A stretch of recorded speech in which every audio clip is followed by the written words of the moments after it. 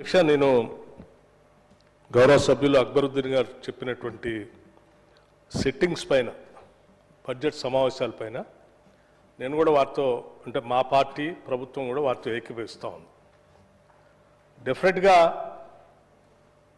చట్టసభలు ఈ సభలోకి వచ్చేటువంటి సభ్యులు ప్రజల నుంచి గెలిచి ఈ సభలో వచ్చి వారి వారి అంశట్టు ఉమ్మడి రాష్ట్రంలో ఆ రకంగానే ఉండేది. దురదృష్టం గత 10 సంవత్సరాల సమయంలో టీఆర్ఎస్ పార్టీ ఈ రాష్ట్రాన్ని పాలించినటువంటి సమయంలో ఉన్న పూర్తిగా నిర్వీర్యం చేసినటువంటి మాట వాస్తవం. వారు చెప్పిన దాంతో కూడా నేను ఏకీభవిస్తూ తప్పనిసరిగా మేమందరం కూడా ఆశిస్తున్నాం, ఆలోచన చేస్తున్నాం. తప్పనిసరిగా సభ జరగాల్సిన రోజులు పెరగాలనే బలంగా కోరుకుంటున్నాం.